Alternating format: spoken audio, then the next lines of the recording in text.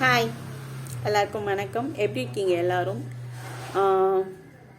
கதை பேச வர வேண்டாம்னு நினச்சேன்னா அது என்னென்னா என்னோடய டைம் திருடிக்கும் அப்படிங்கிற மாதிரி யோசித்தேன். ஆனால் உங்ககிட்டலாம் பேசாமல் இருக்க முடியல. உங்களுக்காக நான் டைம் ஒதுக்கி அதுக்கப்புறம் உங்ககிட்ட வந்து பேசிட்டேன். சரியா? நிறைய விஷயங்கள் சொல்ல வேண்டியிருந்தது. அது பேசும்போது மறந்துடுறேன்னா இனிமேல் ஒரு பேப்பரில் நோட் பண்ணி வச்சுக்கணும் அப்படின்னு சொல்லிட்டு இது பண்ணேன். இதெல்லாம் நீ ஏன் எங்களுக்கு சொல்லணும் அப்படின்னு சொல்லிட்டு கேட்காதீங்க. இது உங்கள் வாழ்க்கையிலையும் ஒரு சூழலாக வரலாம். அடுத்து வந்து நம்ம பேசுகிற விஷயங்கள் வந்து எனக்காக தான் பேசுகிறேன். நான் வந்து பேச கற்றுக்குறேன். சரியா? அடுத்து நேற்று என்ன ஆச்சுன்னா, எனக்கு ரொம்ப பிடிச்சமான ஒரு பையன்கிட்ட போய் எனக்கு ரொம்ப ஸ்ட்ரெஸ்ஸாக இருக்குது, நான் கொஞ்சம் கையை பிடிச்சிக்கிறேன் அப்படி சொல்லிட்டு சொன்னேன். அவன் குட்டி பிள்ளை. சரி, ஓகே, நீ ஏமா நீ ஸ்ட்ரெஸ்ஸாக இருந்தால் போய் ஒரு குழந்தையோட கையை பிடிச்சிப்பியா அப்படின்னு கேட்குறீங்களா? ஆமாம், நான் வந்து எனக்கு ரொம்ப நெகட்டிவாக ஃபீல் பண்ணேன்னா, அந்த சூழல் வந்து ஒரு இறுக்கமாக இருக்கிற மாதிரி இருந்துச்சுன்னா, நான் வந்து ஏதாச்சும் ஒரு குழந்தை கையையோ இல்லைன்னா எனக்கு பிடிச்சமானவங்க கையையோ பிடிச்சிக்கணும்னு ஆசைப்படுவேன். அது கொஞ்சம் எப்படி சொல்கிறது, கொஞ்சம் பாதுகாப்பாக ஃபீல் பண்ணுற மாதிரி இருக்கும். எனக்கு ரொம்ப கஷ்டமாக இருக்கும்போதெல்லாம் சின்ன வயசுலலாம் எங்கள் தாத்தா கை பிடிச்சிப்பேன், தாத்தா கூடவே இருப்பேன். ஸோ அந்த பழக்கமாக கூட இருக்கலாம். இப்போ யாராச்சும் ஒருத்தங்கள எப்படி சப்போர்ட்டாக பிடிச்சிக்கணும், இல்லை பக்கத்தில் இருக்கணும், அந்த மாதிரி ஒரு ஃபீலாக இருக்கலாம். இந்த மாதிரி கேட்டப்ப அப்படி பேசிகிட்டே இருக்கும்போது ஒரு வார்த்தை வந்தது. என்னென்னா, நீங்கள் தான் என்னை அங்கே உட்காந்துட்டு பார்த்துட்டே இருக்கீங்களே, நீங்கள் எனக்கு அம்மா அப்படின்னு சொன்னா. நான் சொன்னேன், நான் உன்னை பார்த்தேன், நீ ஏன்டா என்னை பார்க்கல அப்படின்னு சொன்னால், அம்மா எல்லாம் பார்க்கக்கூடாது, பொண்ணை தான் பார்க்கணும் அப்படின்னு சொன்னான் அந்த பிள்ளை. நான் வந்து அவன் எந்த அர்த்தத்தில் சொன்னான், பொண்ணைத்தான் சைட் அடிக்கணும், அம்மாவை வந்து சைட் அடிக்கக்கூடாது, அதுதான் அவனோட அர்த்தம். ஆனால் பார்த்தல் அப்படிங்கிறது வந்து சும்மா இப்படி பார்க்கறது இல்லை. அது பார்த்தல் அப்படிங்கிற அந்த வார்த்தைக்கு இன்னொரு அர்த்தம் என்னென்னா கவனித்தல், பாதுகாத்தல், அப்படி கூட அர்த்தப்படுத்திக்கலாம். பேச்சு வழக்கில் என்னை பார்த்துக்க மாட்டியா அப்படிங்கிறதுனா சும்மா வந்து இப்படி முறைச்சி பார்த்துட்டு இப்படி போயிடுறதில்ல, கேர் பண்ணுறது. அந்த கேரிங் அவங்களுக்கு தேவைப்படுது அப்படிங்கிறதுனால அது கேர் பண்ணுறது. நாயை பார்த்துப்பேன் அப்படின்னா நாயை போய் இப்படி பார்த்துட்டு வர்றதில்ல. அந்த நாய் சாப்பிட்டுச்சா, சாப்பிட்லையா, தண்ணி வேணுமா, உடம்பு சரியில்லையா, எப்படி இருக்குது, இன்னும் வேறு ஏதாச்சும் உதவி தேவையா, இல்லை ஸ்ட்ரெஸ்ஸாக இருக்கா, அந்த மாதிரிலாம் பார்க்குறது தான் போய் பார்த்துட்டு வா அப்படின்னு சொல்கிறது. சரியா? எனக்கு கொஞ்சம் சிரிப்பு வந்தது. பட் ஆனால் இது அப்படி தான். ஒரு ஆண் இல்லை ஒரு பெண் குழந்தைகள்கிட்ட நம்ம ஒரு பெற்றவங்க வந்து வரமாட்டாளா, வந்து பார்த்துட்டு போக மாட்டாளா அப்படிங்கிறது அவங்களோட கேர் வந்து கொடுக்க மாட்டாங்களா, நம்ம கொஞ்சம் நெகட்டிவாக ஃபீல் பண்ணுறோமே, அப்போ வந்து கொஞ்சம் பாசிட்டிவான சூழல் அவங்க மூலிமா உருவாக்கிட மாட்டாங்களா, இந்த சூழல்லேருந்து இன்னொரு சூழலுக்கு நம்மளை மாற்றி விட மாட்டாங்களா, இந்த மாதிரி எண்ணம் வந்து மனசில் ஓடிட்டுருக்கு, ஒரு நெகட்டிவான எண்ணமே ஓடிட்டுருக்கு. அந்த மாதிரி சமயத்தில் கொஞ்சம் யாராச்சும் பேசி டைவர்ட் பண்ணி விட மாட்டாங்களா, அதுதான் எதிர்பார்ப்பு. எல்லா நேரத்துலையும் வந்து நம்மளே வந்து டைவர்ட் ஆக முடியாது. சுயமாக நம்மளே வந்து நம்முடைய பிரச்சனைகள்லேருந்து வெளியே வந்துட முடியாது. மனசுங்கிறது வந்து அது அப்படி தான், அது குழம்பிகிட்டே கிடக்கும். நம்ம தேவையில்லாத தாட்ஸ் வந்து நம்ம தேவையில்லாத நேரத்தில் வரும். அது யார் மூலியமானாச்சும் வரும், நம்மளே யோசிக்க மாட்டோம், இல்லை வேறு யாராச்சும் அதை நம்மக்கிட்ட சொல்லிடுவாங்க, அதனால் வரும். எப்படி வேணால் நமக்கு வந்து ஒரு நெகட்டிவ் தாட் வந்துடுச்சுன்னா அது எப்படி வந்து அதை கடந்து போகிறது அப்படிங்கிறது தான். சரி, அதுதான் நம்ம குழந்தைங்களுக்கு வந்து பார்த்தல்ங்கிற விஷயத்த சொல்லி கொடுக்கணும். பார்க்கறதுன்னா சும்மா சைட் அடிக்கிறது இல்லை, அது சின்னவங்களை மட்டும் பார்க்கறது இல்லை. அதாவது உங்கள் ஈக்குவல் ஏஜில் இருக்கிற பொண்ணுங்களை மட்டும் பார்க்கறது இல்லை, அதுக்கு மேலே இருக்கிறவங்களையும் பார்க்கணும், கவனிக்கணும். அது ஆபாசமாக பார்க்கக்கூடாது, உள்ளன்போடு பார்க்கணும் அப்படிங்கிறத குழந்தைங்களுக்கு சொல்லிக் கொடுக்கணும். நம்ம தான் சொல்லிக் கொடுக்கணும். நம்மக்கிட்டேருந்து தான் அவங்க கற்றுக்குறாங்க. பெரிய ஆண்கள் செய்கிறதுலேருந்து தான் சின்ன ஆண்கள் வந்து கற்றுக்குறாங்க. பெரியவங்க சரக்கு அடிக்கும்போது வீட்டில் சரக்கு அடிக்கிறாங்கன்னா அதை பார்த்துட்டு சின்ன பிள்ளைங்க கற்றுக்குறாங்க. பெரியவங்க சிகரெட் அடிக்கும்போது குழந்தையும் சிகரெட் அடிக்க ஆரம்பிக்கிறோம். திருட்டுத்தனமாக சந்தில் போய் உட்காந்துட்டு சிகரெட் அடிப்போம். சரியா? சிகரெட்னா சிகரெட்டே அடிப்பானா? இல்லை. ஸ்டார்டிங்கில் எப்படி பண்ணுவாங்கன்னா ஒரு தொடப்பு குச்சியோ இல்லை வேறு ஏதோ ஒரு குச்சியோ எடுத்து வாயில் வச்சுட்டு அது பத்தி குச்சி பற்ற வச்சு அப்படின்னு ஊதுவாங்க. அதுக்கப்புறம் அது ஆட்டோமேட்டிக்காக அது ஒரு பழக்கமாகும். அதுக்கப்புறம் எனக்கு பெங்களூர்லேருந்து மாதவன் அப்படின்னு சொல்லிட்டு வேதாத்ரி மகரிஷியோட அந்த கொள்கைகளை பரப்பக்கூடிய அவர் எனக்கு 7 புத்தகங்கள் அனுப்பியிருந்தார். அவரோட டீட்டெயில்ஸ் ஒரு புத்தகத்தில் இருந்தது, நான் பார்த்தேன். மைண்டு இஸ் கோயிங் இதில் இருக்கு. சரியா? இவர் யாருன்னா பேராசிரியர் முனைவர் மாதவன் அவர்கள். இயந்திர பொறியியல், மேலாண்மை கல்வி, மனித வள மேம்பாடு, நிர்வாகம் போன்ற துறைகளில் தேர்ச்சி பெற்ற வல்லுனர். இவர் 30 ஆண்டுகளுக்கு மேலாக பன்னாட்டு நிறுவனங்களில் உயர் பதவிகளை வகித்தவர். நல்ல வேலை செஞ்சிருக்காரு. பல அயல் நாடுகளுக்கு நிர்வாக பயிற்சி நிமித்தமாக பயணங்களை மேற்கொண்டவர். இயந்திர வடிவமைப்பு, உற்பத்தி திறனூக்கம், புதிய தொழில்நுட்பங்களை அமல்படுத்துதல், நிர்வாக பொருளாதாரம், மனிதவள கல்வி, தலைமை பண்புகள் வளர்ச்சி, தொலைநோக்கு சீரிய திட்டங்கள், மேலாளர் தேர்வு, தரம், பயிற்சிகளை நிர்ணயித்தல், உயர்மட்ட ஆலோசகர் போன்ற பல்வேறு துறைகளில் சிறந்த அனுபவம் பெற்றவர். அப்புறமா லட்சத்திற்கு மேலான மனித மணி நேரங்களை பயிற்சிகளுக்காக பல்வேறு நிலைகளில் உள்ள நிர்வாகிகளுக்கும், ஆசிரியர்களுக்கும், மாணவர்களுக்கும், பெற்றோர்களுக்கும், பொதுமக்களுக்கும் ஈந்தவர். வேதாத்ரி மகரிஷி அவர்களின் வாழ்வியல், தத்துவ ஞானம், ஆன்மீக அறிவியல் போன்ற கருத்துக்களால் ஈர்க்கப்பட்டு பல்நோக்கு பயிற்சிகளில் 20 ஆண்டுகளுக்கும் மேலாக அவரோடு இணைந்து சிறு தொண்டாற்றும் வாய்ப்பினை பெற்றவர். மகரிஷியின் அறிவியல் கருத்துக்களை பல மாநிலங்களில், மாநகரங்களில், கல்லூரிகளில், பல்கலைக்கழகங்களில், அயல் நாடுகளிலும் நடத்தியவர்.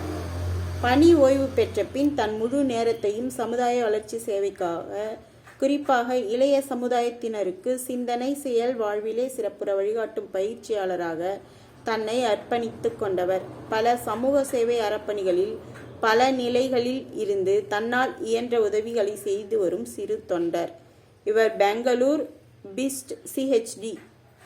BIST அறக்கட்டளை தொண்டு நிறுவனங்களை தலைமையேற்று நடத்தி வருபவர். இப்பவும் சில கம்ப்யூட்டர், கணினி, மென்பொருள் நிறுவனங்களில் சிறப்பு ஆலோசகராக தொண்டாற்றி வருபவர். கிட்டத்தட்ட 40 ஆண்டுகளாக ஆன்மீக தொண்டராக, ஆன்மீக பயிற்சியாளராக விஞ்ஞான கருத்துக்களை பல நிலைகளில் இருந்து உலகத்துக்கு ஈர்த்து கொண்டிருப்பவர். இந்த புத்தகம் அவரது அனுபவங்களின் தொகுப்பு. இது உலக சமுதாயத்திற்கு பயனுள்ளதாக அமையும் என்பது திண்ணம். வாழ்வோம் வளமுடன் அப்படி சொல்லிட்டு நூலாசிரியர் பற்றி ஒரு குறிப்பு எழுதியிருக்காங்க. இந்த புத்தகம் முழுமையான மனிதவள வாழ்வியல் விஞ்ஞானம், மகரிஷிகளிடம் கற்றதும் உணர்ந்ததும் உங்களுடன் அப்படி சொல்லிட்டு இருக்கு இந்த புத்தகம். சரி, ஓகே. இதில் 7 புத்தகம் இருக்கு. தலைப்பு மட்டும் சொல்லிடுறேன். இது ஏன் இந்த வாழ்க்கை, ஒரு தேடல். கார்த்தி அவங்க எழுதியிருக்காங்க.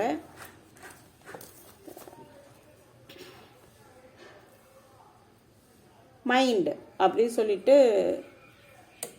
விஞ்ஞான மனம் ஆய்வுகள் அப்படி சொல்லிட்டு இன்னொரு புக் இருக்குது. அது இங்கிலீஷில் கொஞ்சம் இருக்குது. அதுக்கப்புறம் சிவபுராணம் விளக்க உரை, இது அழகர் ராமானுஜம் எழுதியிருக்காரு. மாணிக்க வாசக சுவாமிகள் அருளிய சிவபுராணம் விளக்க உரை.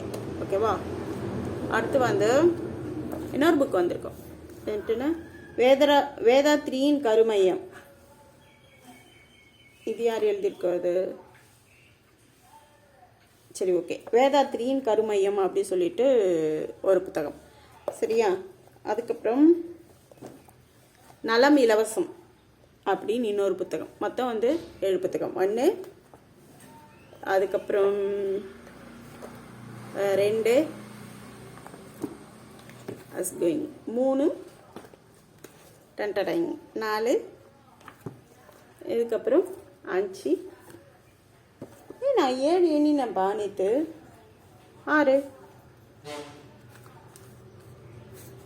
1 2 3 4 5 6.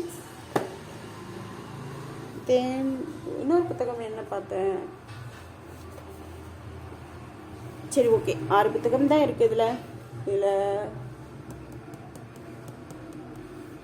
கவுண்ட் தப்பாக பண்ணிட்டனும். வேறு ஏதோ ஒரு புத்தகம் நைட் ஏதோ ஒரு புத்தகம் படிச்சுட்டு இருந்தேன். சரி ஓகே பரவாயில்ல, இங்கே தான் இருக்கேன் எங்கேயாச்சும். கரெக்டாக சொன்னேன், 7 புத்தகம் தான். இறை மனமும் மனித மனமும். ஓகேவா, இது நேற்று படிச்சுட்டு இருந்தேனா, அதனால் இந்த புத்தகத்தை வந்து மேலே தூரம் வச்சுட்ருக்கேன். சரி ஓகேவா, 7 புத்தகங்கள் அனுப்பியிருந்தார். நன்றியும் அன்பும் மாதவன் சார் உங்களுக்கு. இதை சொல்கிறதுக்காக தான் நான் வந்து இது பண்ணேன். நேற்று வந்து செங்கம் போயிருந்தேன். செங்கம் போயிருந்ததும் என்னோடய வீகோ வந்து சர்வீஸ் பண்ணுறதுக்காக போயிருந்தேன். நிறைய சொதப்பல் ஆயிடுச்சு நேத்தானா. அப்புறம் இந்த வேர்டு பற்றி சொல்லணும்னு நான் வந்து உங்ககிட்ட சொல்லணும் அப்படிங்கிறதுக்காக இது பண்ணுறேன்.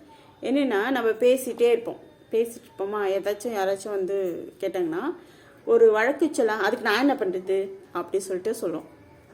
சரியா, இந்த பழக்கம் எனக்கு எங்கேருந்து வந்துச்சுன்னு தெரியல. அதுக்கு நான் என்ன பண்ணுறது அப்படின்னு சொல்லிட்டு ஏதாச்சும் பண்ணுவோம் அப்படிங்கிறதுக்காக தான் அவங்க வந்து நம்மக்கிட்ட சொல்லுவாங்க. ஆனால் அதுக்கு நான் என்ன பண்ணுறது அப்படின்னு சொல்லிட்டு நம்ம சொல்லிடுவோம். அதே மாதிரி நேற்று வந்து சர்வீஸ் பண்ணுறதுக்காக சாத்தனூரில் ஒரு கடைக்கு போனேன். அங்கே கடைக்கு போனதும் வந்து அந்த தம்பி என்ன பண்ணாப்புல, என்னென்னா பெட்ரோல் டியூப் வந்து எப்படியோ கட் ஆயிடுச்சு, டேமேஜ் ஆயிடுச்சு. அந்த பெட்ரோல் டியூப்காக மாற்றத்துக்காக போனேன். பெட்ரோல் ஃபியூல் வந்து சுத்தமாக எல்லா இடத்துலையும் ஒழுகி அது காலி ஆயிடுச்சு. வண்டி வந்து நேற்று மட்டுமே வந்து கிட்டத்தட்ட 3 லிட்டர் பெட்ரோல் போட்டிருக்கேன். எல்லா இடத்துலையும் நீத்தி வண்டி ஓட்ட முடியுமா, அந்த மாதிரிலாம் போட்டு அதை காலி ஆயிடுச்சு.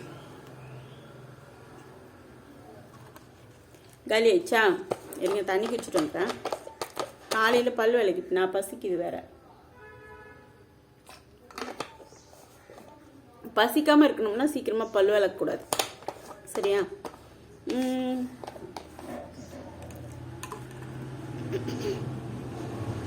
அங்கே போயிட்டதும் அதுக்கு முன்னாடி நிறைய இன்சிடெண்ட்லாம் நடந்துச்சு. அதெல்லாம் நாவலில் எழுதுறதுனால இங்கெல்லாம் அதெல்லாம் சொல்ல மாட்டேன்.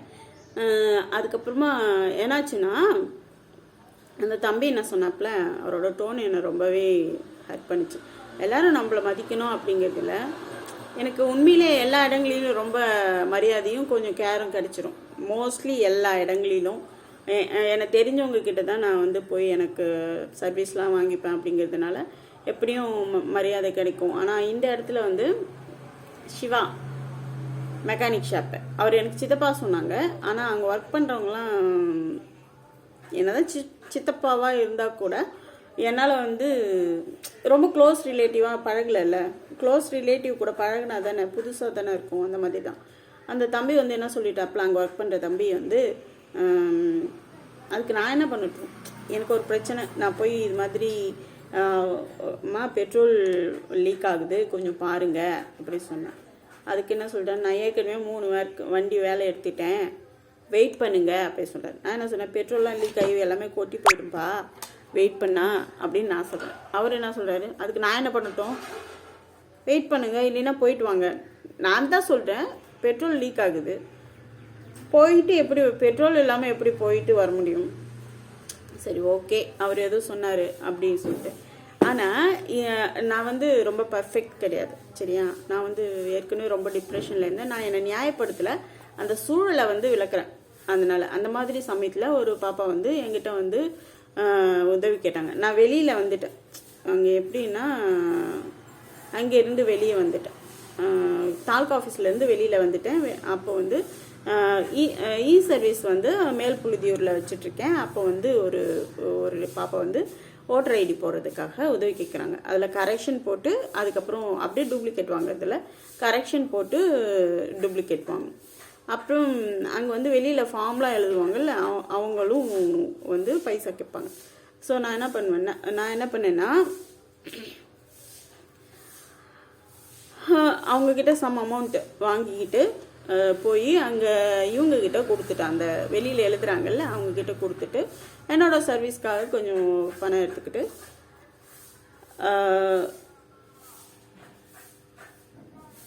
பணம் எடுத்துட்டேன். அதுக்கப்புறம் நான் அந்த அந்த இதை வந்து டூப்ளிகேட்க்கு ஃபார்ம்லாம் எழுதி உள்ளே கொடுத்துட்டேன். ஆனால் இதில் என்னென்னா, நம்ம நினைக்கிற நேரத்துக்கு அந்த ஓட்டர் ஐடி வந்து வராது. ஏன்னா அது இல்லாமல் கரெக்ஷன் வேறு. அதனால் என்னோட சைட்லேருந்து வேலையை நான் சரியாக செஞ்சுட்டேன். ஆனால் அங்கேருந்து ஓட்டர் ஐடி வரல. சரியா? அது அது அப்போ அந்த சமயத்தில் என்னது 1 வாரத்தில் கிடச்சிரும் அப்படி சொன்னாங்க. நான் திரும்ப ஆஃபீஸ் தான் தெரியும்ல, நான் திரும்ப ஆஃபீஸ் போய் கேட்கும்போது அங்கே வந்து கொஞ்சம் டிலே பண்ணிட்டாங்க. இந்த பாப்பா வந்து இவங்க என்ன பண்ணாங்க, இந்த பாப்பா என்ன பண்ணாங்க, நேராக வந்து என்கிட்ட கேட்டாங்க. நான் என்ன பண்ணேன், நான் வேற ஒரு டென்ஷனில் இருந்தேன். வேற ஒரு டென்ஷன்லாம் எனக்கு கொஞ்சம் டிப்ரெஷன். அப்போ தான் வந்து வேல்புலித்தூரில் கடை வச்சுட்டு இருந்தேன்ல, அது போன புதுசு. அதனால் அங்கே வந்து நிறைய இஷ்யூஸு.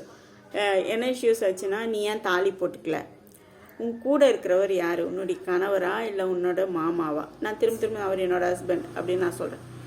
அவங்க என்ன சொல்கிறாங்க, இல்லை உங்கள் மாமா தானே, உங்கள் மாமா தானே அப்படி கேட்குறாங்க. நான் அதை அவர் வந்து மாமான்னு ஒத்துக்கிறதுல அவங்களுக்கு என்ன வந்து அப்படி என்ன சந்தோஷம் அப்படி சொல்லிட்டு எனக்கு தெரியல. சரி ஓகே, அவர் மாமாவை கூட இருக்கட்டும். ஒரு மாமா எனக்கு கணவராக இருக்கக்கூடாதா, இல்லை என் கணவர் எனக்கு மாமாவாக இருக்கக்கூடாதா, இல்லை நான் வேறு யார் கூட தான் இருக்கக்கூடாதா? அதனால் என்ன, வாடகை ஒழுங்காக கொடுத்துட்றேன்னா, வேறு யார்கிட்டையும் வந்து ஒரு தப்பாக பேசாமல் ஒரு இல்லீகல் கான்டாக்டில் இல்லாமல் இருக்கேனா, அதை தானே பார்க்கணும். அது இல்லை. நீ ஏன் தாலி போட்டுக்கல, உனக்கு எப்படி வந்து ஃபர்ஸ்ட் நைட் நடந்துச்சு? எங்கள் ஜாதியிலலாம் வந்து இந்த காது கொஞ்சம் மூலியாக இருந்தால் கூட நாங்களாம் வந்து பொண்ணை வந்து கல்யாணம் பண்ணிக்க மாட்டோம். உன் காலே இப்படி இருக்கு, எப்படி அவங்க கல்யாணம் பண்ணிக்கினாங்களா இல்லையா, இல்லை சும்மா வச்சிட்ருக்காங்களா? இந்த மாதிரி கேள்விகள்லாம் வந்து அப்போ வந்து எனக்கு வந்துச்சு. இது ஒரு இடத்துல மட்டும் இல்லை, நிறைய இடத்துல வந்துச்சு. நிறைய இடத்துல இருந்து எனக்கு வந்துச்சு. ஸோ அதனால் நான் டிப்ரெஷன் ஆகிட்டேன். திரும்ப டிப்ரெஷனுக்குள்ளே இருந்து எப்படி வெளியே வர முடியுமோ, வரணும்னு நினச்சோன்னா அது இல்லை. அந்த சமயத்தில் வந்து நம்ம பாட்டுக்கு அமைதியாக இருந்தாலும் அவங்க வந்து இது பண்ணாமல் ஏதோ ஒரு கேள்வி கேட்டு என்னை மன அழுத்தத்துக்குள்ளே தள்ளிட்டாங்க. அந்த மாதிரி சமயத்தில் ஒரு மூட் அவுட், நானே வந்து ரொம்ப கஷ்டத்தில் இருக்கும்போது அவங்க வந்து என்கிட்ட கேட்டாங்க. இது என்னோடய சூழல், நான் அவங்கள அப்படியே ஹர்ட் பண்ணிருக்கக்கூடாது. இன்னும் அந்த பிள்ளைக்கு வந்து நான் வந்து ஓட்டர் ஐடி வாங்கி கொடுக்கவே இல்லை. அந்த பிள்ளைகிட்ட வாங்கின பைசாவை அவங்கக்கிட்ட திருப்பி கொடுத்துடணும். நான் 2 பேருக்கு இன்னும் வந்து பைசாவை திருப்பி கொடுத்துடணும்னு. ஏன்னா என்னால் ஒர்க்கு வந்து அந்த சமயத்தில் சரியாக பண்ண முடியும். பணம் வாங்கிட்டேன், பட் ஆனால் ஒர்க் குறைஞ்ச அமௌண்ட் தான் வாங்கினேன். அது வந்து சர்வீஸ்ன்னும் போது கொஞ்சம் குறைச்சல அதை பார்த்து அந்த பணத்தை கொடுக்கணுன்ட்டு. ஏன் இங்கே அமௌண்ட் சொல்ல மாட்டேங்கிறேன்னா, சொல்லலை. நீங்கள் கேட்கலாம், என்ன இந்த வேலைக்கு இவ்வளோ தான் வாங்குறீங்களா அப்படின்னு கேட்கலாம். இல்லை இந்த வேலைக்கு இவ்வளோ வாங்கிட்டீங்களா அப்படின்னும் கேட்கலாம். 2 பதில் வந்து ஒரு மனுஷங்கிட்டேருந்து வரும். சமீப காலங்களில் 2 விதமாக பேசுகிறவங்கள பார்க்குறேன். சரியா? ஏன்னா நான் சொல்கிறேன், நான் 200 ரூபாய்க்கு நான் போகிற வழியில் தான் எங்கள் அண்ணனோட ஒய்ஃபை அவங்க அடிக்கடி சொல்லுவாங்க, நான் 200 ரூபாய்க்கு புல் வாங்கி போடுறேன், நான் 200 ரூபாய்க்கு புல் வாங்கி போடுறேன் அப்படிம்பாங்க.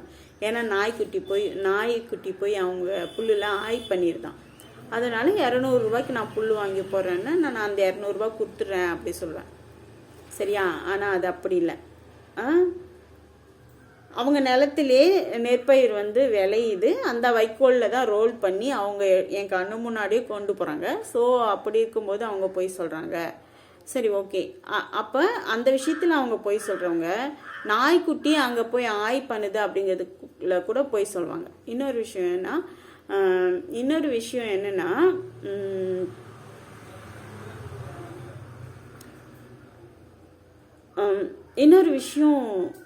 ஆமாம், பொய் சொல்லுவாங்க. பொய் சொல்லாமல் கூட இருக்கலாம், அது எனக்கு தெரியல. பட் ஆனால் நான் கெஸ் பண்ணுறது பொய் சொல்லுவாங்க, மற்ற விஷயங்கள்லையும் மாற்றி சொல்லுவாங்க. அது மாதிரி சொன்னேன். இன்னொரு விஷயம் என்னென்னா, நான் எப்போ போனாலும் நாய் வந்து அந்த சைடில் எங்கள் நிலத்து சைடில் இருந்து எங்கள் அம்மாவோட நிலத்து என்னோடது இல்லை, நான் சம்பாதிக்கலை.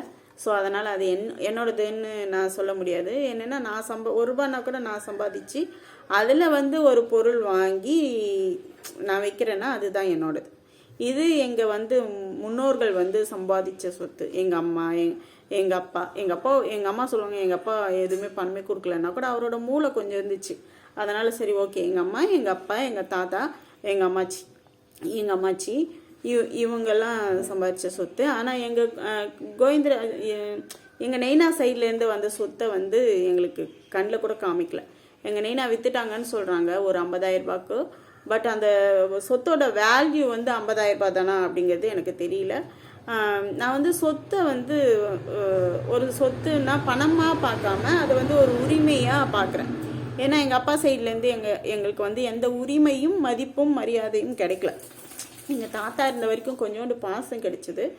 ஆனால் அந்தந்த சமயத்தில் கிடைக்க வேண்டிய எங்களுக்கு உண்டான அங்கீகாரம் வந்து அந்த சைட்லேருந்து கிடைக்கல. எங்கள் அம்மாவும் எங்கள் அப்பாவும் லவ் மேரேஜ் அப்படிங்கிறதுனால லவ் மேரேஜ் பண்ணும்போது கொஞ்சம் நல்லா யோசிச்சு பண்ணுங்கள். ஏன்னா அது உங்கள் சந்ததிகளை பாதிக்கும் கண்டிப்பாக. ஏன்னா அது இன்டர்காஸ்ட் மேரேஜ்னா அது பயங்கரமாக பாதிக்கும். சரியா?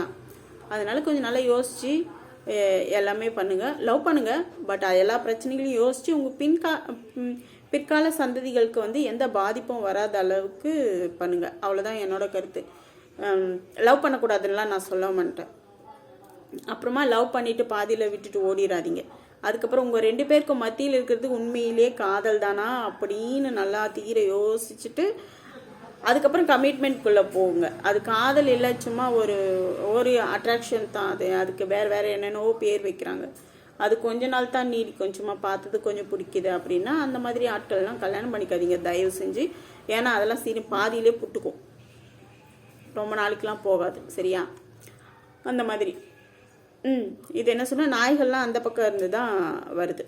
அதனால் நான் பார்க்கும்போதெல்லாம் நாய்கள் அங்கேருந்து வரதுனால அது எனக்கு ஒரு டவுட் இருக்குது, இவங்க போய் சொல்கிறாங்களோ அப்படின்ட்டு. ஏன்னா அந்த நிலத்துக்கு மேலே போனாங்கன்னா கண்டிப்பாக நாய் வந்து விரட்டும். தான் எல்லைக்குள்ளே வந்து காவல் தெய்வம் தானே அது காவல் காக்குது. அதை தான் பைரவர்லாம் வேற சொல்கிறாங்க. அதோட குணம் வந்து காவல் தான்.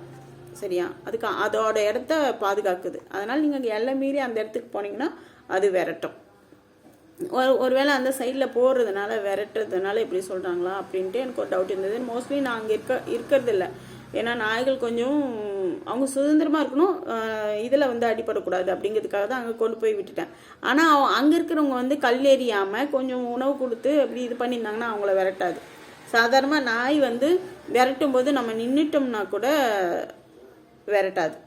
சரியா? நம்ம கல் எடுத்து அடித்து அதை துன்புறுத்தி அப்படி பண்ணால் தான் விரட்டும். அதுவும் இல்லாமல் அங்கே இருக்கிறவங்க, அந்த நிலத்தாண்டு இருக்கிறவங்க எல்லாருமே எனக்கு சொந்தக்காரங்க அப்படிங்கிறத விட என்னோட சின்ன வயசு மெமரிஸ் கொஞ்சம் அங்கே இருக்கா. அதனால் அவங்க எல்லாரையுமே எனக்கு பிடிக்கும். எல்லாருமே அங்கே இருக்கிறவங்க அந்த சுடுன்னு ஒரு சிட்டி பேசுவாங்க. அவங்க பேர் கஸ்தூரின்னு நினைக்கிறேன். அவங்க பேர் எனக்கு தெரியல. அவங்க சித்தி சொன்னாங்க. எங்கள் அம்மா வந்து இவங்க சித்தி. எனக்கு வந்து உறவுகள் அவ்வளோவா தெரியாது. நான் வந்து சிவா வந்து மாமாவா, ஒரு இடத்துல ஒரு சித்தப்பா இருக்காரு, இன்னொரு இடத்துல ஒரு சிவா மாமாவா இருக்கார். அவரை போய் நான் சித்தப்பான்னு கூப்பிட்டேன். அப்போ எனக்கு உறவு முறை தெரியல. ஸோ அதனால் நான் வாய் மூடிக்கிறது, யார்கிட்டையும் பேசாமல். அந்த மாதிரி அங்கே இருக்கிற எல்லா கேரக்டரும் பிடிக்கும். பிடிக்குங்கிறதுக்கு இருக்கிறதுனால நம்ம அவங்களுக்கு தொந்தரவாகவும் இருக்கக்கூடாது. நாய்களால் வந்து இவ்வளோ பெரிய பிரச்சனை வரும், இப்படிலாம் ஒரு தொந்தரவு வரும் அப்படிலாம் நான் நினைக்கவே இல்லை. ஒருவேளை நான் கதை எழுதுறதுனால எல்லாரும் கிரியேட் பண்ணுறாங்களோன்னு கூட எனக்கு சமயத்தில் தோணும். அந்த அளவுக்கு வந்து ஒரு பயங்கரமான டிப்ரெஷனுக்குள்ளே தள்ளுற மொமெண்ட்லாம் வந்து எனக்கு வரும். எக்ஸாம்பிள் என்ன சொல்லணும், ஒரு மழை, பயங்கர மழை. அப்போ வந்து ராஜா வந்து அந்த மழை இருக்குல்ல வெளியே நிழலில் கட்டி போட்டிருந்தேன். அவன் கட்டி போடணுன்னுலாம் எனக்கு இன்டென்ஷன் கிடையாது. அவன் எல்லாரும் என்ன சொன்னாங்க, அவன் ஆடு துரத்துறான் அந்த மாதிரி சொன்னதுனால நான் வந்து அவனை கட்டி போட்டதும் அவன் ஒரே இடத்துல கட்டி போட்டதுனால, அந்த ஷெல்டரில் கட்டி போட்டதுனால அந்த சமயத்தில் வந்து என்னாச்சுன்னா என் தம்பி வந்து கொஞ்சம் வெளியில் போயிட்டான். பெரிய தம்பி தான் பார்த்துட்டு இருந்தான் என் கூட.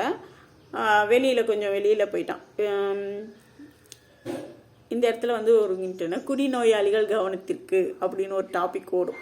ஏன்னா அவன் பயங்கரமாக குடித்து அவன் வந்து ஒரு குடிநோயாளி ஆகிட்டான். அதனால் அவன் குடும்பமே பாதிச்சிருச்சு.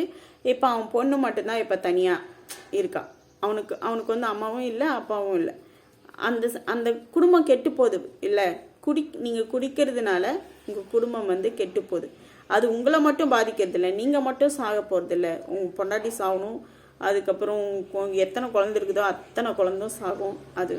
அது வந்து ஒரு இது தயவு செஞ்சு இளைய தலைமுறையில் இருக்கிறவங்க குடிக்காதீங்க. அதுதான் உங்களுக்கு நல்லது.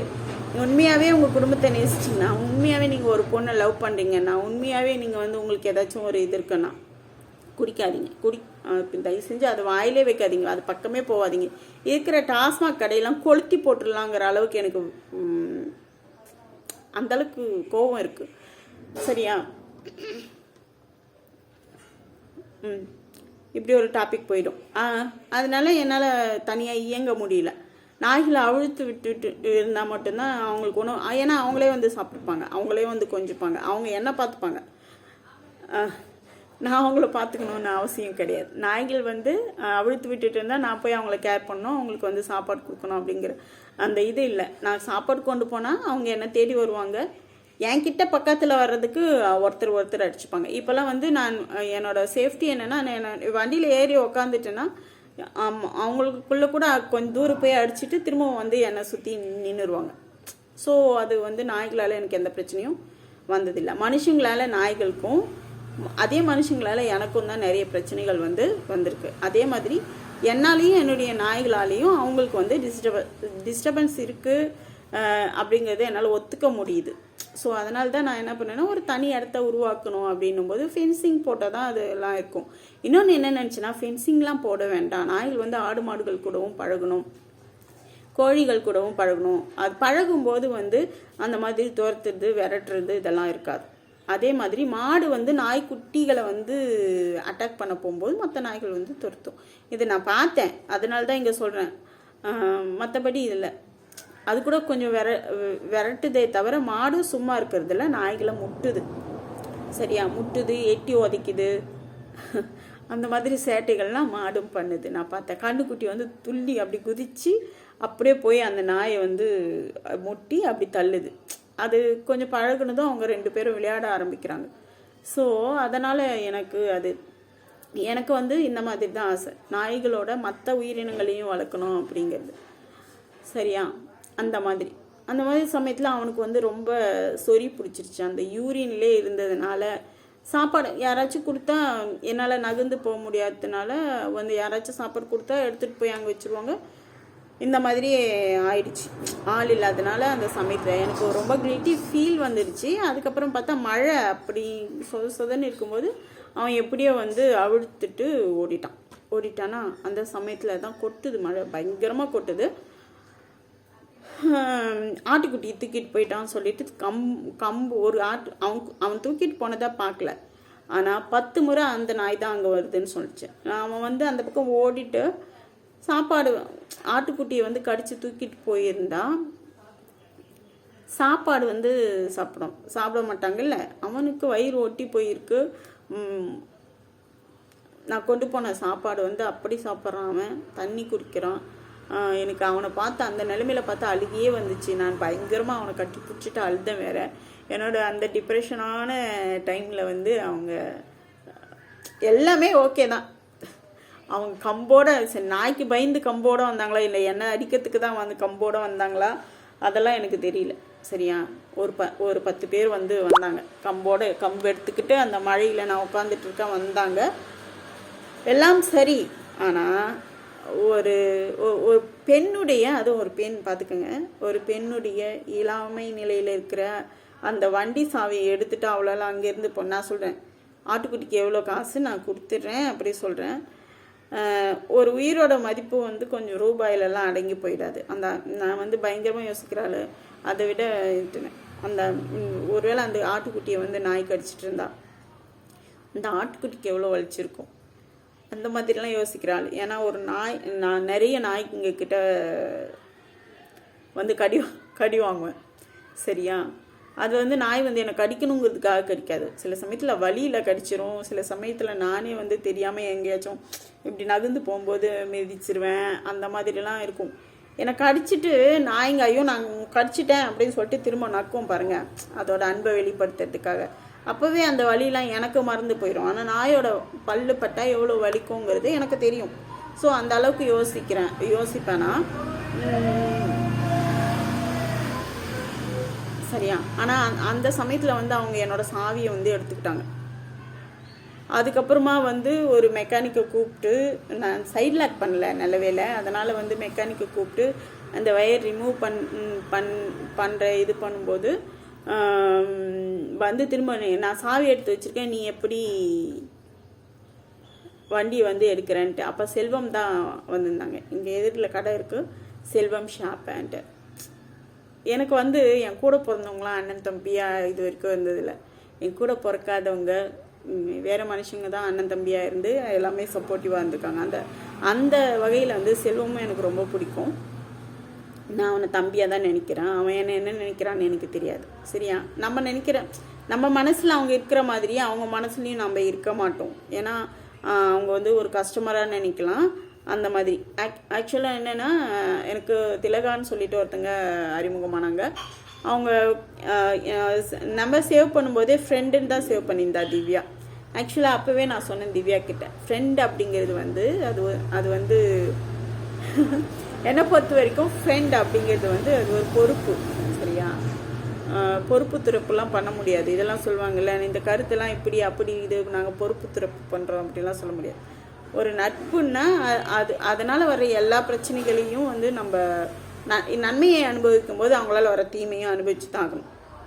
சரியா, அதனால தான் சொல்லுவாங்க கூடா நட்பு கேடாக முடியும். சரியா, நான் தீய நண்பர்கள் இருந்தாங்கன்னா அது கேடாக தான் முடியும். ஆனால் என்னை பொறுத்த வரைக்கும் ஃப்ரெண்ட்ஷிப் அப்படிங்கிறது வந்து அதுவும் வந்து ஒரு கமிட்மெண்ட்டு. சரியா, எல்லாத்துலேயுமே ஒரு கமிட்மெண்ட்டு. இப்போ மேரேஜ் எப்படி கமிட்மெண்ட்டோ அது மாதிரி தான் ஃப்ரெண்ட்ஷிப்பும் ஒரு கமிட்மெண்ட்டு. உண்மையிலே ஃப்ரெண்டாக இருந்தால் அப்படிலாம் விட்டுட்டு போக முடியாது. என்னோடய பொண்ணோட அப்பா வந்து எனக்கு வந்து ஃப்ரெண்டு தான். அவர் வந்து என்ன சொன்னார், உன்னை வந்து என்னால் ஒய்ஃபாக நினச்சே பார்க்க முடியல சொன்னார். அப்போ ஹஸ்பண்ட் அண்ட் ஒய்ஃபுங்கிறது எப்படி வந்து ஒரு உடன்படிக்கையோ அதே மாதிரி நட்புங்கிறதும் உடன்படிக்கை தான். அப்போ ஒரு ஃப்ரெண்டு வந்து கஷ்டப்படும் போது விட்டுட்டு ஒரு ஆண் வந்து ஓடி போகிறாங்கன்னா அதை விட கேவலமான ஒரு விஷயம். எந்த ஆண் ஓடி போனாலும் கொஞ்சம் கோபமாக பேசிட்டோம், இல்லை கருத்து முரண்பாடு வருது, இல்லை பற்றாக்குறை பொருளாதார பிரச்சனையே வருது. என் மேலே நிறைய குற்றச்சாட்டுலாம் இருந்ததுங்க. டைரெக்டாக அவர் வந்து என்னை குற்றச்சாட்டுலாம் பண்ணல. அவங்க ரிலேஷன் வந்திருந்தாங்க, அவங்க மாமாவும் அவங்க அப்பாவும் வந்து இருந்தப்ப அவங்க மாமா சொன்னார், அவனோட செக்ஸ் லைஃப் நல்லா இருக்காது, அதனால் நாங்கள் அவனுக்கு வேறு பொண்ணை கல்யாணம் பண்ணி வைக்கிறோம்.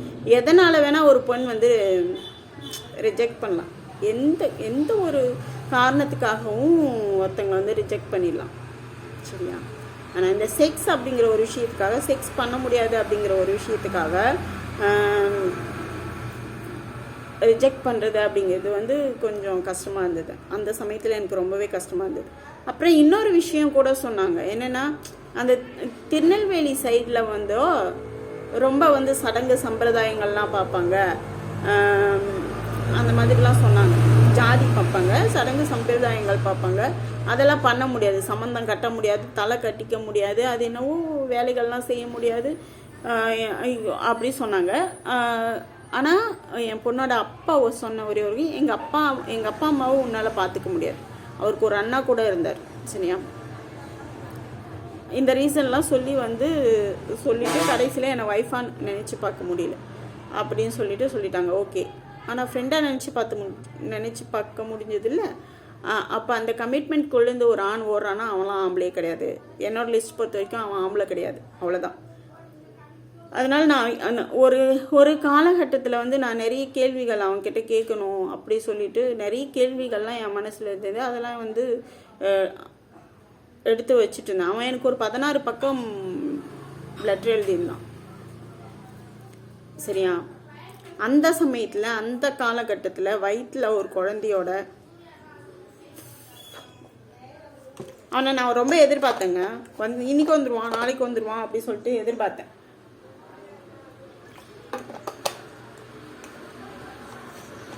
அட்லீஸ்ட் அப்போ வந்து கார்டோட விலை வந்து 50 பைசா தான். அந்த 50 பைசா கார்டில்னாச்சும் நான் இந்த சூழ்நிலையில் இருக்கேன், வரேன், உன்னை பார்த்துக்க அப்படின்ட்டு ஒரு லெட்டர்னாச்சும் வந்துடாதான்னு சொல்லிட்டு எதிர்பார்த்தேன். அப்போ வந்து தயாநிதி அண்ணன் தான் போஸ்ட்மேனு. இந்த வீடெல்லாம் கட்டல, அந்த பக்கம் ஒரு வீடு இருந்தது, அங்கே வெளியே ஒரு திண்ணை இருந்தது. அது திண்ணியில் உட்காந்துட்டு எப்படா லெட்ரு வரும், எப்படா போஸ்ட்மேன் அண்ணா வருவார் அப்படின்ட்டு டெய்லி உட்காந்து அவர்கிட்ட கேட்பேன். அண்ணா இன்னைக்கு எனக்கு லெட்ரு வந்திருக்கா, இன்னைக்கு லெட்ரு வந்திருக்கா, இன்னைக்கு லெட்ரு வந்திருக்கா அப்படின்ட்டு. அந்த மாதிரி என் பொண்ணு 2 வயசு வரைக்கும் நான் இந்த ஊரில் தான் இருந்தேன். அந்த 2 வயசு வரைக்கும் நான் அந்த லெட்ரு வந்ததான்னு கேட்டுகிட்டே தான் இருந்தேன். அந்த 2 வருஷம் கழித்து நான் வந்து செங்கம் போனேன். அதுக்கப்புறமா வந்து செங்கம் போயும் அவன் ஃபோன் நம்பர் வச்சுருந்து ஃபோன் பேசினேன். நான் யார்கிட்டனா வீட்டு நம்பர் தான் இருந்தது. அவங்க அம்மா வந்து என்ன சொல்லிட்டாங்கன்னா, திட்டாங்க, யார் நீ ஏதாச்சும் பேசலைன்னா அப்படியே மூக்கை வழிச்சுப்பிடுவேன் அப்படின்வாங்க. ஸோ அதனால் அதுக்கப்புறமா நான் வந்து பேசலை.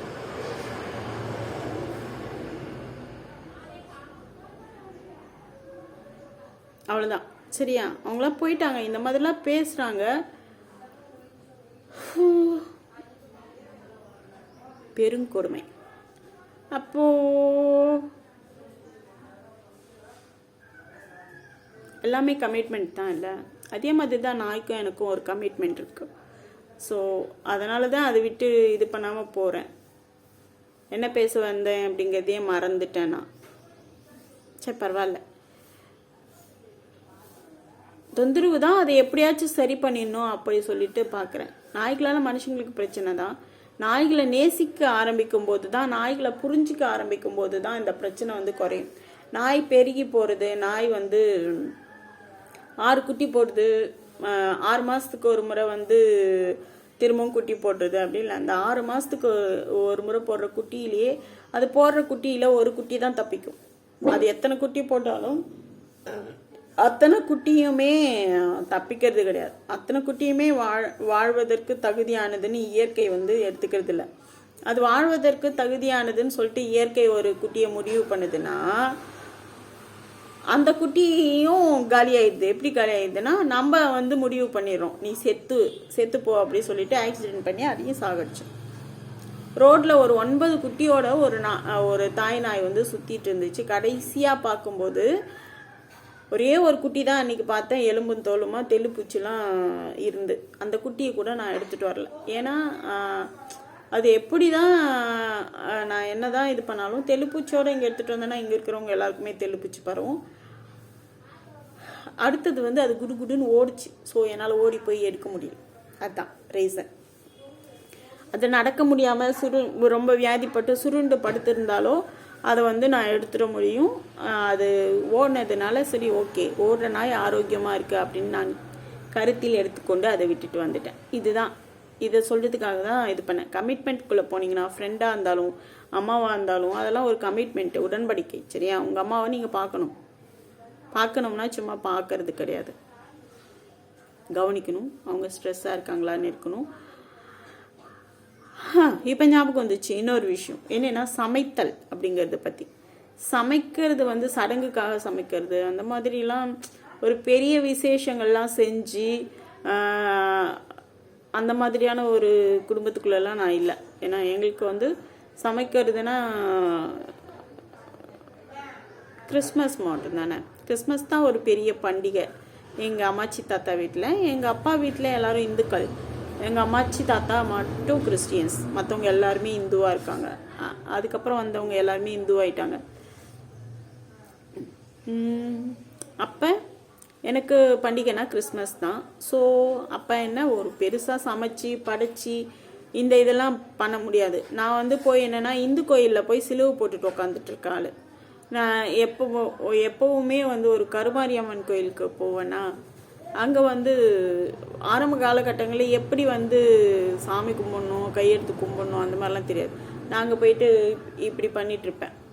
ஸோ அதனால் அந்த பழக்கம்லாம் இல்லை. அந்த மாதிரி சமைச்சு அது ஒரு சமையல் வந்து ஒரு நேரத்தை திருடி கொள்கிற மாதிரியான ஒரு குடும்பத்தில் வந்து நான் பிறக்கல. சரி ஓகே, அதனால் சமையல் வந்து பற்றி தெரியல. ஆனால் சமையலை புனிதமாக நினச்ச ஒரு குடும்பத்தில் பிறந்துட்டேன்.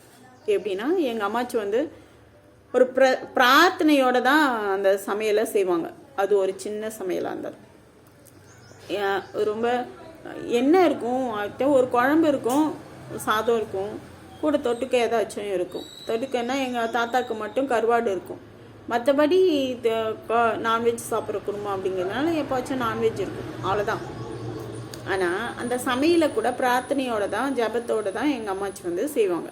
ஸோ அவங்க என்னை இடுப்பில் தூக்கி வச்சுட்டு அவங்க சமைக்கும்போது அவங்கள கவனித்து தான் நான் வந்து சமைக்க கற்றுக்கிட்டேன். வேறு யாரும் எனக்கு சமைக்க சொல்லு, இது இப்படி போடணும் இது இப்படி போடணும் அப்படிலாம் யாரும் எனக்கு சமைக்கலாம் கற்றுக் கொடுக்கல. எனக்கு மட்டும் அது என்னதுன்னா ருசிக்காக சமைக்க தெரியாது, எனக்கு என்னோடய பசிக்காக எனக்கு சமைச்சிக்க தெரியும்.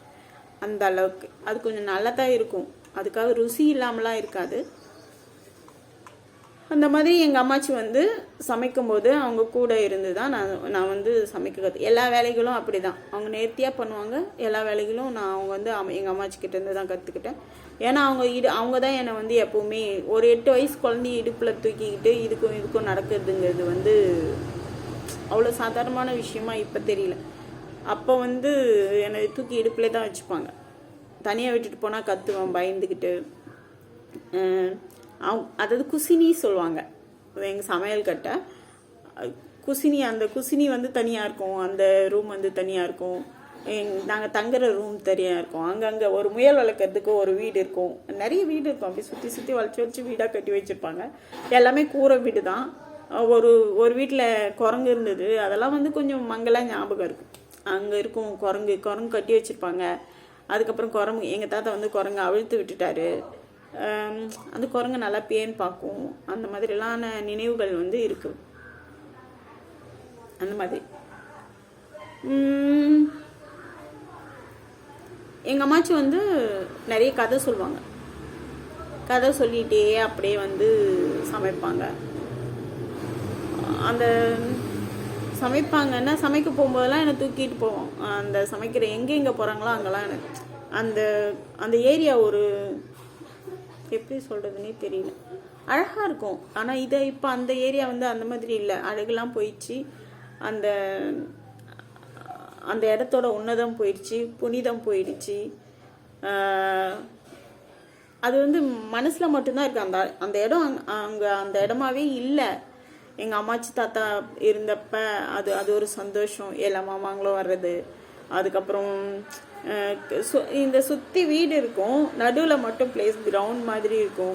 வெளியில் பாய் போட்டு உக்காந்துட்டு சாயந்தரத்தில் எங்கள் அம்மாச்சி சமைச்சதும் அந்த கொஞ்சோண்டு சாதம் போட்டு அந்த தண்ணியில் உப்பு போட்டு எல்லாருக்கும் இப்படி ரவுண்டாக உட்கார வச்சு ஒரு கிளாஸ் கொடுக்கும்போது அம்மாச்சி கையால் வாங்கி சாப்பிடும்போது நம்ம குடிச்சிட்டு கதை பேசிட்டு குடிக்கும்போது இருக்கிற அந்த அந்த ஃபீல் வந்து அவங்கெல்லாம் போன பிற்பாடு அதுவும் போயிடுச்சு. அந்த மாதிரி ஒரு லைஃப், அந்த மாதிரி ஒரு வாழ்க்கை வந்து இப்போ யார்கிட்டையுமே கிடையாது. இது வேற மாதிரியான ஒரு வாழ்க்கை இங்கே இருக்குது. அதனால அதுதான் சமையல் வந்தால் சமைக்க நம்ம சாப்பிட்றது தான், சாப்பாடு தான் நமக்கு ஆற்றல் கொடுக்குது. ஸோ அதனால் அந்த சமைக்கிறது வந்து ஒரு சமையல் கட்டு ஒழுங்காக இருந்துச்சுன்னா அந்த குடும்பமே ஒழுங்காக இருக்கும். எப்போ வந்து அந்த குடும்பத்தில் இருக்கிறவங்க எல்லாருமே வந்து பசி அப்படிங்கிற அந்த ஒரு விஷயத்துக்குள்ளே இது பண்ணாங்களோ அவங்களால எதுவுமே செய்ய முடியாது. அதுக்கப்புறம் இது சொல்ல மாட்டேன், இது கருத்து முறைன்னு எடுத்துக்க வேண்டாம். யாரையும் நான் வந்து இது பண்ணுறதுக்காக எல்லாம் பேசலை. யூடியூப்பில் ஒரு மனித புத்தகத்தை வாசிக்க வேண்டிய ஒரு சூழல் வந்தது. நான் எப்பெல்லாம் வந்து அது ஏன் அப்படி சொல்கிறேன்னா, ஒவ்வொரு மனுஷனும் ஒவ்வொரு புத்தகம் அவன்கிட்ட வந்து அவன் வந்து ஒரு தனி அவன் ஒரு பெரிய நாவல்னு வச்சுக்கோங்களேன். ஒரு மனுஷன் அவனுடைய கதைகள் அவனுடைய அந்தரங்கங்கள் எல்லாத்தையுமே வந்து மனுஷியோ அவங்கக்கிட்ட இருந்து நம்ம கிரகிச்சோம்னா அது வந்து ஒரு பெரிய நாவலாக இருக்கும். அது அவங்க உலகமே ஒரு வித்தியாசமான உலகம். அவங்க உலகத்துக்குள்ளே நம்ம போக முடியாது. அந்த மாதிரி இருக்கும்போது அந்த புத்தகத்தில் அவங்க சொல்கிறாங்க, ஒரு பெண்கள் வந்து சமைக்கிறதுனால இந்த சடங்கு அந்த மாதிரியான பண்டிகை நாட்களில் சமைக்கிறதுனால அவங்களுடைய வந்து நேரம் வந்து திருடப்படுது அப்படி சொல்லிட்டு. சார் ஓகே, அது உண்மையா? ஆனால் உண்மை சமைக்கிறதுக்குன்ட்டுனா ஒரு சாம்பார், ஒரு சாதம், ஒரு பொரியல் செய்கிற இடத்துல 10 வகையான சாம்பார், 10 பாயாசம், வடை, அப்படி அப்பளும் அதுவும் ஒரு தனி மனுஷி செய்யணும். இல்லை கூட ஒத்தாசிக்கு யாராச்சும் வருவாங்க, படைக்கணும். அந்த மாதிரியான விஷயங்கள்லாம் வந்து இருக்குது அப்படின்னும் போது அது ஓகே தான். அதெல்லாம் வந்து இது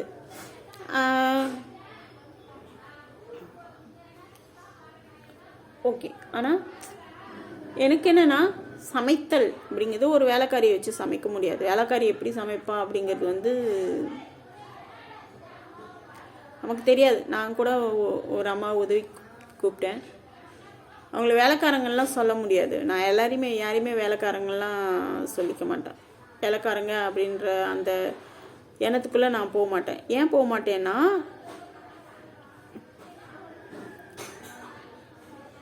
நானும் தானே வேலை செய்கிறேன். யாரோ ஒருத்தங்க கிட்ட நமக்கு கீழே வேலை செய்கிறாங்க அப்படின்னா கூட நானும் யாரோ ஒருத்தங்க கிட்ட வேலை செய்கிறேன். அது யாராக கூட இருக்கட்டும். அதனால் அந்த மாதிரி இது பண்ண மாட்டேன். ஆனால் வேலைக்காரங்க தான், அவங்க தான் நமக்கு புரிய வைப்பாங்க. நம்ம அம்மாவாக நினச்சா கூட அவங்க அம்மாவாக இருக்க மாட்டாங்க. அவங்க வேலைக்காரங்க. அவங்களோட சேலரியில் அவங்களோட எல்லா விஷயங்களையும் சரியாக இருப்பாங்க. இப்படி ஒரு மோசமான அனுபவம் எனக்கு கிடைச்சிருச்சு. ஆனால் கொஞ்சம் கொஞ்சமாக சுரண்டுவாங்க நம்மக்கிட்ட இருந்து. நம்மளோட வீக்னஸை பயன்படுத்திப்பாங்க. இந்த மாதிரிலாம் இருப்பாங்க வேலைக்காரங்க. சரியா? சமீப கால அனுபவம் அது. சரியாக வேலையும் செய்ய மாட்டாங்க. இந்த நேரத்துக்கு தான் வருவேன், இந்த நேரத்துக்கு நான் போயிடுவேன், பஸ் இல்லை, அது இல்லை, இது இல்லைன்னு ஏதாச்சும் ஒரு சாக்கு வந்து அவங்க சொல்லிகிட்டே இருப்பாங்க. அது எனக்கு ரொம்ப காயப்படுத்தின விஷயம். அப்பப்பா இதுக்கு மேலே ஒருத்தங்க வேலைக்கு வைக்கணுமா அப்படின்ட்டு இப்போ என்னுடைய வேலைகளை நான் வந்து கொஞ்சம் செஞ்சுக்கிறேன். அதுக்கேற்ற மாதிரி நான் பழகிட்டேன். அவ்வளோதான். அதனால் எந்த வேலைக்காரங்க எப்படி இருப்பாங்க அப்படின்னு நம்ம சொல்லவே முடியாது. எங்கள் அம்மா ஒரு வேலைக்காரங்க வச்சாங்களாம் என்னை கவனிச்சிக்கிறதுக்காக. அந்த அக்கா என்ன பண்ணுவாங்கன்னா, மண்மலையில் இருந்தாங்க. அந்த அக்கா என்ன பண்ணுவாங்கன்னா, குழம்புல இருக்கிற சிக்கன் எல்லாமே சாப்பிட்ருவாங்க. எனக்கு சாப்பாடே கொடுக்க மாட்டாங்க. இதை யார் வந்து கண்டுபிடிச்சாங்கன்னா, எங்கள் அம்மாச்சி தான் வந்து கண்டுபிடிச்சாங்களாம். அதுக்கப்புறம் தான் எங்கள் அம்மா வந்து நிறுத்திட்டாங்களாம். என்னென்னா எங்கள் அம்மாச்சி வந்து சொல்லுங்க, பிள்ளைக்கு கொடுக்க வேண்டிய சிக்கன்லாம் அவன் தின்னுடுறா அப்படி சொன்ன பிற்பாடு எங்கள் அம்மா வந்து அந்த வேலைக்காரங்களை வந்து நிறுத்திட்டாங்க அப்படின்னு சொல்லுவாங்க. இது வந்து மங்களாக தான் ஞாபகம் இருக்குது. எனக்கு வந்து தெளிவாக ஞாபகம் இல்லை. அது வேலைக்காரங்களை பற்றின அனுபவம். அதுக்கப்புறம் நான் வந்து கொஞ்ச நாள் எழுதாமல் விட்டுட்டேன். ஏன் விட்டுட்டேன் அப்படின்னா, இந்த வேர்டு ஒரு மாறிச்செல்லும் மாற்றங்கள் சொல்லிட்டு ஒரு கட்டுரை தொகுதி வெளியே வந்துச்சு. அதை நான் திரும்ப படிக்கும்போது ஒரு இடத்துல தெய்வானை அம்மா அவங்கள வந்து வேலைக்காரி அப்படி சொல்லிட்டு எடிட் பண்ணவங்க எடிட் பண்ணிட்டு இருப்பாங்க. அவங்க வேலைக்காரி கிடையாது. அவங்க என்னோட வேலைக்காரி இல்லை, எனக்கு வேலைக்காரி இல்லை, என் கூட ஒர்க் பண்ணாங்க. தெய்வானம்மா வந்து அந்த கட்டுரையோட அர்த்தமே மாறிப்போச்சு அப்படிங்கிறது வந்து அந்த ஒரு வார்த்தை மாறினதுனால அந்த முழு கட்டுரையோட அர்த்தமும் வந்து மாறிடுச்சு அப்படிங்கிறது என்னோட எண்ணம். அதனால நான் அதுக்கப்புறம் எழுதினாலும் அதை பப்ளிஷ் பண்ணுறதுக்கோ அதில் மற்றவங்க எடிட் பண்ணுறதுக்கோ வந்து எனக்கு விருப்பம் இல்லை. அதனால் வந்து நான் கொஞ்சம் எழுதாமல் விட்டுட்டேன். எழுதி வச்சுப்பேன், அவ்வளோதான். எழுதி வச்சுப்பேன். ஏன்னா அந்த அர்த்தம் மாறுறத வந்து நான் விரும்பலை. நான் எந்த நோக்கத்தோடு எழுதுகிறேன் அப்படிங்கிறத வந்து மற்றவங்க வாசிக்கும்போது அது தெளிவாக புரியணும் அப்படின்னு நான் நினச்சி அதுக்கப்புறம் நான் எதுவுமே வந்து எழுதலை. அந்த மாதிரியான ஒரு அர்த்தம். தெய்வானம்மா வந்து வேலைக்காரி கிடையாது. அவங்க என் கூட ஆஃபீஸில் ஒர்க் பண்ணிட்டு இருந்தாங்க. அவங்க எனக்கு அம்மா, இன்னொரு அம்மா அவ்வளோதான். அம்மானா அம்மா அவ்வளோதான். இதில் கூட குறையெல்லாம் இல்லை, அந்த ஃபீல்லாம் அப்படி தான் இருக்கும். ஆனால் வந்து அவங்களும் நம்மளை மகளாக நினைப்பாங்களா அப்படிங்கிறது தான் அங்கே ஹைலைட்டு. நம்ம மனசில் இருக்கிற மாதிரியே அவங்களும் நம்மளை நினைக்க மாட்டாங்க. எப்படி ஃப்ரெண்டுனா ஃப்ரெண்டு தான், ஆனால் அவங்க என்ன ஃப்ரெண்டாக நினைக்கிறாங்களா அப்படிங்கிறது தான் ஹைலைட். நான் நினைப்பேன் ஃப்ரெண்டு, நான் நினைப்பேன் அம்மா, நான் நினைப்பேன் மகன், நான் நினைப்பேன் என் அக்கா பிள்ளைங்கள கூட என் பிள்ளைங்க அப்படின்னு நான் நினைப்பேன். ஆனால் அவங்க என்ன அம்மாவை நினைக்கிறாங்களா? அவனுங்க இன்னும் ஆன்டின்னு தான் கூப்பிடுவாங்க. அந்த உணர்வு அவங்களுக்கு இருக்கா? என் அம்மா இல்லை அந்த மாதிரி இருக்காங்க. ஆன்ட்டிங்கிறத விட கொஞ்சம் தமிழில் சித்தி அப்படின்னு கூப்பிட்றது தான் நல்லாயிருக்கும். என்னை பொறுத்த வரைக்கும் சித்தி, சின்னம்மா அப்படி கூப்பிட்றது தான் நல்ல. ஆன்ட்டி அப்படின்னா யாரோ மாதிரி இருக்கும். அதனால் குழந்தைங்களுக்கு வந்து தமிழில் உறவுகளை சொல்லிக் கொடுங்க. தமிழில் உறவுகளுக்கு ஆன்ட்டினா சித்தி, இங்கிலீஷ்காரன் வந்து ஆன்ட்டினா சித்தியும் தான் ஆன்ட்டிங்கிறான், அத்தையும் தான் ஆன்ட்டிங்கிறான். இதில் அம்மா யார், அத்தை யாருன்னு, அத்தைன்னா கொஞ்சம் விளையாடலாம், ஒரு கிண்டல் பண்ணலாம். கொஞ்சம் அதிகமான உரிமை எடுத்துக்கலாம். ஆனால் அம்மா கிட்ட வந்து சில விஷயங்களை வந்து பேச முடியாது இல்லை. அப்போ ஆண்டி சொன்னாங்கன்னா அம்மா யாரு அத்தை யாரு அப்படிங்கிறது வந்து யாரு அப்படிங்கிறது புரியாம போயிடும். அதனால ஆங்கிலத்தில் உறவுகளை சொல்லிக் கொடுக்காம நம்ம குழந்தைங்களுக்கு தமிழ்ல உறவுகளை சொல்லிக் கொடுங்க. இது எல்லாமே பேசுது எல்லாமே சும்மா என்னோட ப்ராக்டிஸ்க்காக தான் பேசிக்கிறேன். யாரையும் காயப்படுத்துறதுக்கோ இது பண்ணல. சமைக்கிறதுக்கு டைம் எடுங்க. அடுத்தது வந்து காலையிலே எந்திரிச்சு வேலை செஞ்சு பழகுங்க. காலையில நான் தூங்கிட்டு காலையில எழுந்திரிச்சானே அந்த வைப் வந்து கொஞ்சம் நல்லா இருக்கும். எனக்கு வந்து காலையில விடிஞ்சிடும். எப்பவும் மோஸ்ட்லி நான் தூங்காம அப்படியே வேலை பார்த்துட்டு இருந்தாலும் எப்பவும் விடியல காலையில எழுந்திரிச்சு சில வேலைகள்லாம் நான் செஞ்சேன். அதனால காலையில எழுந்திரிச்சிடுங்க. அவ்வளோதான் அவனுக்கு கதை பேசுறது. என்னென்ன பேசுறேன்ட்டு. இன்னொரு விஷயம் அவர் எனக்கு அண்ணன் சொன்னாங்க. சரியா, எனக்கு அந்த சாவியெல்லாம் எடுத்து வச்சுக்கிட்டு சொன்னேன்ல, அவர் மனசுல நான் தங்கையா இருந்தேனா அப்படிங்கிறது தான் விஷயம். அவர் மனசுல நான் வந்து தங்கையா இருந்திருந்தேன்னா அவர் வந்து சாவியே எடுத்திருக்க மாட்டாரு. இந்த மழையில அவ எப்படி வந்து வீட்டுக்கு போவா? ஒரு தங்கையோட பாதுகாப்பை தான் ஒரு அண்ணன் விரும்புவாரு. ஸோ அதனால என்னதான் உறவுக்கு அண்ணனா இருந்தா கூட அந்த இடத்துல நான் அவரோட தங்கை இல்லை. சரியா, அதே மாதிரி இன்னொரு அண்ணன் வந்து இன்னொரு அண்ணா பெரியமா பையன் அவர் வந்து அந்த இடத்துல மாடு இறந்து போச்சு, நாய் கடிச்சதுனால தான் மாடு இறந்து போச்சு, அந்த மாதிரியான ஒரு சண்டை வந்தது. நாய் தான் கடிச்சிருச்சு, நாய்க்கு வெறி பிடிச்சிருச்சு, அந்த மாதிரி ஒரு சண்டை. அந்த சண்டையிலையும் வந்து அவர் எனக்கு அண்ணனா வரல. என்னோட அண்ணனா வந்திருந்தாருன்னா அந்த இடத்துல அவர் அந்த அளவுக்கு பேசிக்க மாட்டாரு. நானும் பேசி இருக்க வாய்ப்பு இருந்தது. ஆனா நானும் அவரோட தங்கையா பேசல. நான் வந்து நாய்களுடைய பாதுகாவலரா நாய்கள் பக்கம் இருந்து தான் பேசினேன். ஏன்னா ஒரு குழந்தையோட பெத்த குழந்தையோட விளையாடிட்டு இருக்கிற ஒரு நாய் வந்து வெறி நாய் கிடையாது.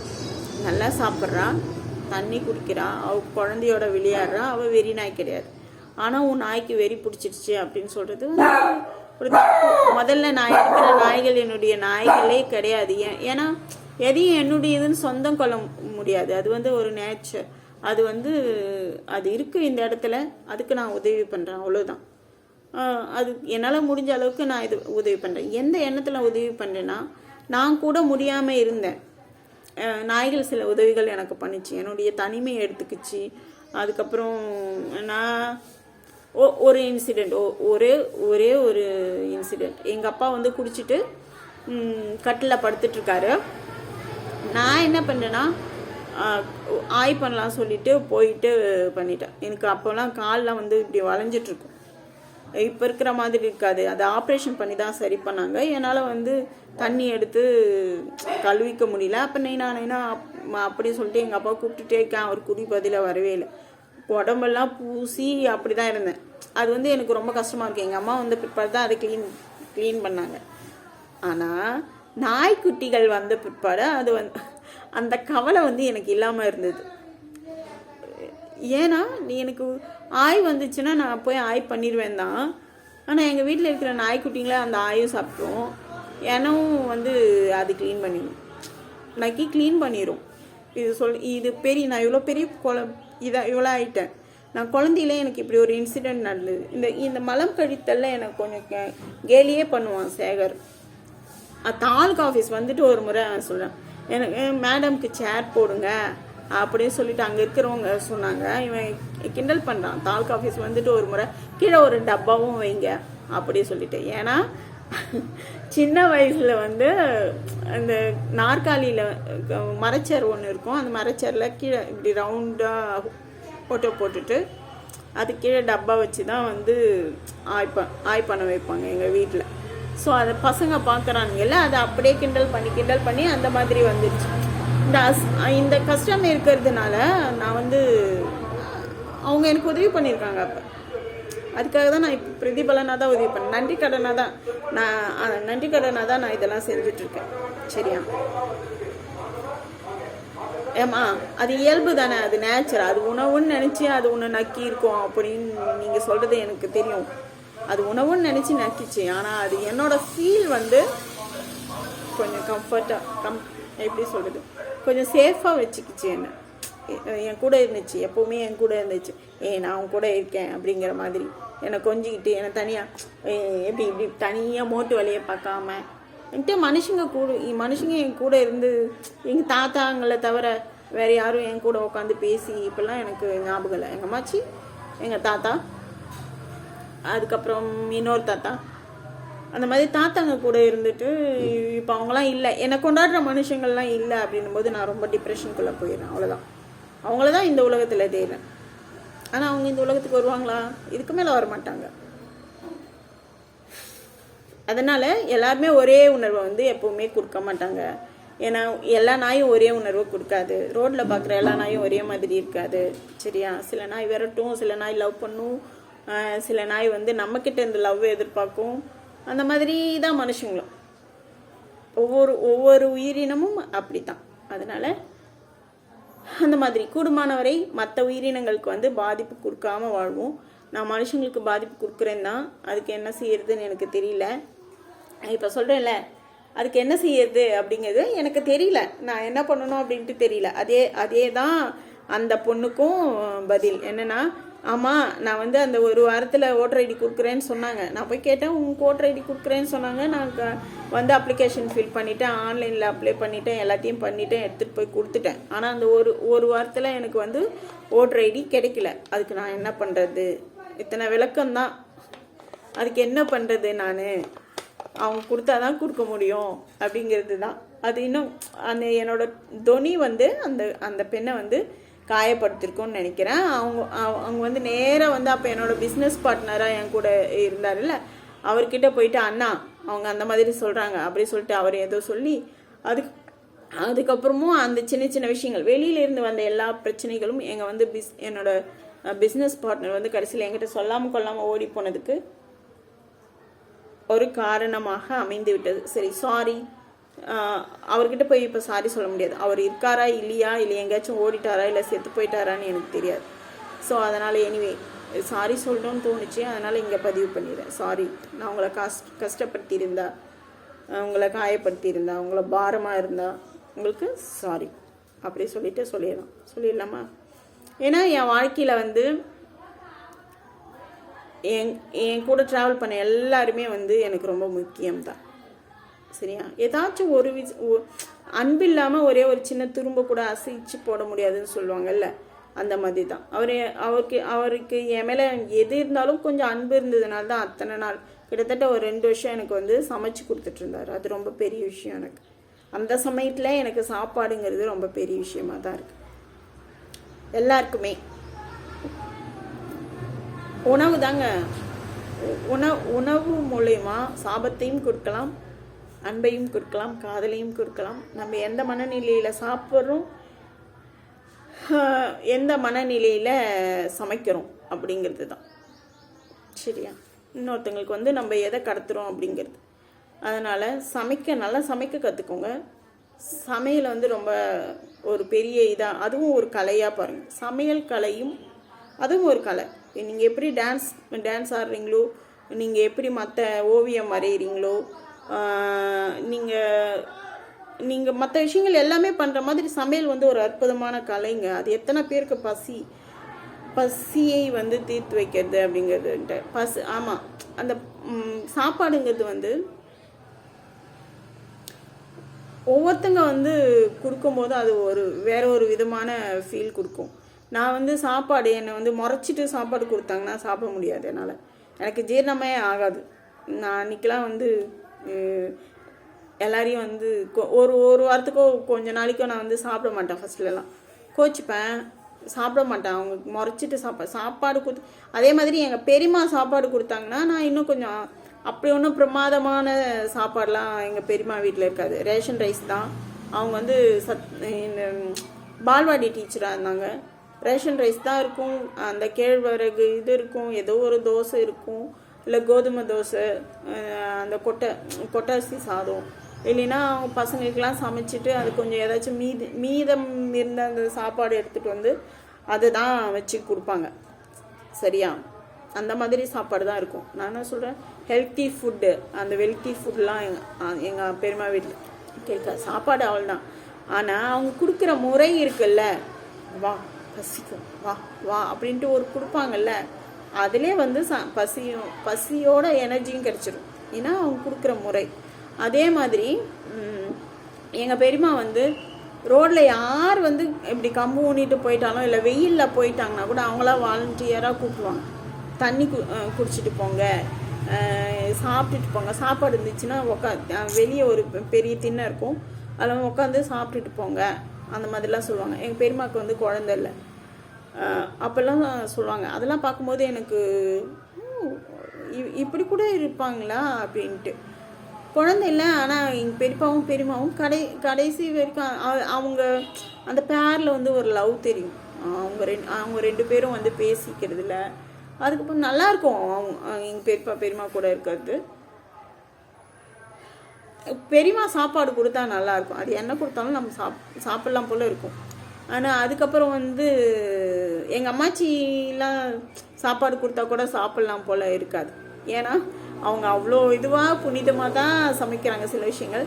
ஆனால் சாப்பாடு போடும்போதே என்ன சொல்லணும், அவள் கொஞ்சமாக தான் சாப்பிடுவா சொல்லிடுவாங்க. நமக்கு இன்னும் சாப்பிட்ணுன்னு தோணுன்னா கூட நம்ம கொஞ்சமாக தான் சாப்பிட முடியும். அம்மாச்சி தான் சொல்லிட்டாங்களே கொஞ்சமாக தான் சாப்பிடுவான்ட்டு. அதுக்கப்புறம் திரும்பவும் எனக்கு சாப்பாடு வேணும் அப்படிலாம் கேட்க முடியாது. ஆனால் எங்கள் பெரியம்மா அப்படி கிடையாது. சரியா? ஆனால் கொஞ்சமாக சாப்பிட்டாலும் எங்கள் பெரியம்மா கையால் நிறைவாக சாப்பிட்ருக்கேன். எங்கள் பெரியம்மானா எனக்கு அவ்வளோ பிடிக்கும். அப்படி அதே மாதிரி நான் மற்றவங்களுக்கு இருக்கிறேன்னா இல்லை. ஏன்னா எனக்கு வந்து டிஃபிகல்ட்டிஸ் இருக்குது. என்னால் நான் சமைப்பேன், பரிமாறுவேன். ஆனால் கூட இருக்கிற குழந்தைங்கள வேலை வாங்கும்போது அவங்க வந்து வேலை செய்யலைன்னா கொஞ்சம் கோபமாக பேசிட்டுனா அதுங்க முறுக்கிக்கிட்டு சாப்பிட்ற நேரத்துக்கு ஓடி போயிருங்க. ஸோ அதனால் நான் இப்போ சமைக்கிறதெல்லாம் விட்டுட்டேன். நாய்க்கு சமைக்கிறதோட சரி, மற்றவங்களுக்கு எனக்கே நான் சமைச்சிக்கிறது ரேர். ஆனால் இப்போ திரும்பவும் சமைக்க ஆரம்பிக்கிறேன். ஏன்னா பொம்மி வந்து வெளியில் வேலைக்கு போயிடுவாங்க, அம்மா அவங்க வேலையை தேடி போவாங்க, எனக்கு பசிக்குது. ஸோ அதனால் வந்து நான் வந்து திரும்பவும் சமைக்க போகிறேன். அதனால் தான் சரி, கதை பேசிட்டுனா இன்றைக்கி நிறைய பேசிட்டேன். சரியா? டாட்டா. சமைக்க கற்றுக்கங்க, சமைங்க, நல்லா சமைங்க, நல்ல உணர்வோடு சமைங்க, நல்ல உணர்வோடு எல்லாருக்கும் கொடுங்க. ஓகேவா?